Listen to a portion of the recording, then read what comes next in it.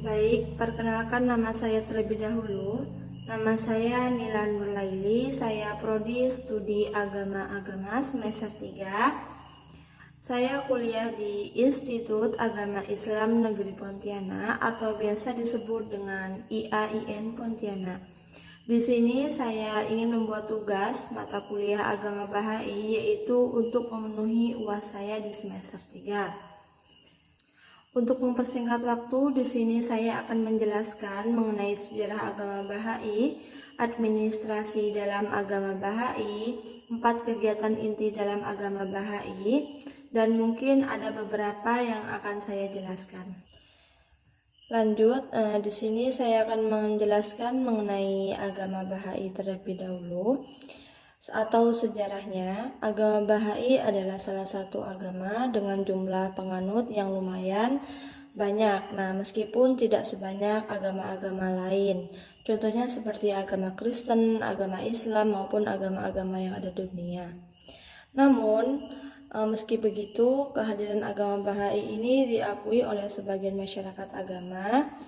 Nah, agama Bahai ini dibawa oleh sang bab, yang dimana sang bab ini ketika di umur 25 tahun itu mengakui bahwa dirinya itu menerima wahyu dari Tuhan.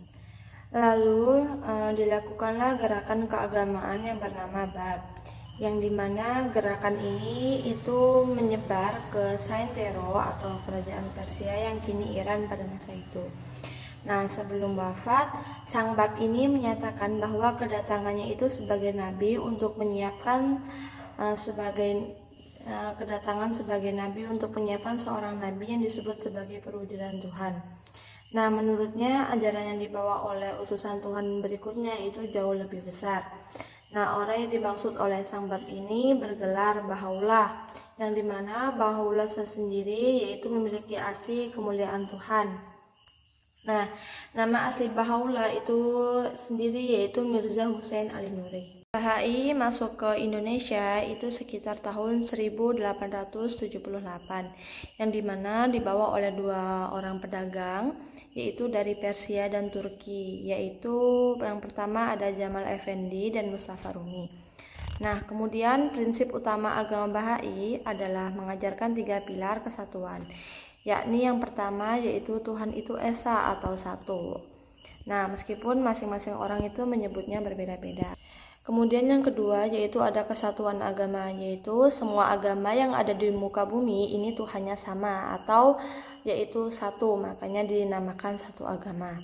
Dan kemudian yang ketiga atau yang terakhir yaitu ada kesatuan kemanusiaan. Nah, kemudian sembahyang yang dilakukan oleh agama Bahai yaitu dilakukan secara individu. Dan agama Bahai juga melakukan puasa sama seperti agama lain seperti Islam dan agama Yahudi. Nah, agama Bahai ini melakukan juga puasa sebelum melaksanakan atau merayakan hari raya. Hukum dalam agama Bahai itu terdapat dalam kitab Aqdas.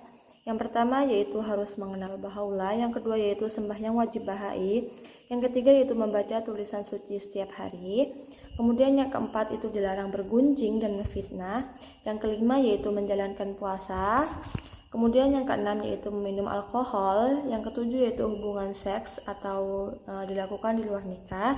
Dan yang kedelapan yaitu berjudi, dan mungkin masih banyak lagi yang hukum-hukum yang dilarang yang dalam agama Bahai.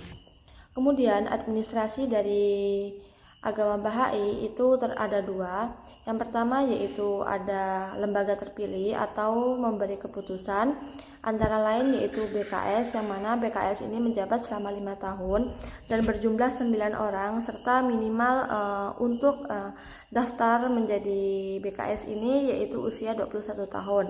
Kemudian ada MRS dan MRN, yang mana keduanya ini menjabat selama 1 tahun. Kemudian lembaga yang kedua yaitu lembaga tertunjuk atau lembaga penasehat atau pembelajaran yang terdiri dari ITC. Yang kedua yaitu ada konselor atau sifatnya itu benua, contohnya seperti Indonesia. Kemudian ada ABM atau anggota badan pembantu atau individu, contohnya itu seperti Kalimantan. Dan yang terakhir yaitu ada asisten, contohnya itu seperti Pontianak. Tempat suci agama Bahai itu merupakan tempat berdoa itu bagi individu dan masyarakatnya. Untuk melakukan sembahyang itu atau di tempatnya agama Bahai itu tidak dibatasi untuk umat Bahai saja. Namun agama lain juga boleh menumpang atau berdoa atau bersembahyang di tempat agama Bahai.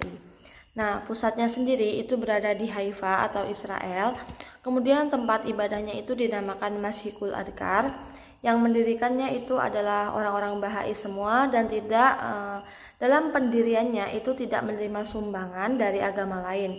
Jadi murni memang dari agama Bahai sendiri. Kegiatan inti agama dalam Bahai di seluruh agama atau seluruh dunia itu ada 4. Yang pertama yaitu kelompok institut atau belajar, yang kedua itu ada kelompok remaja, kemudian ada kelas anak, kemudian yang terakhir yaitu doa bersama.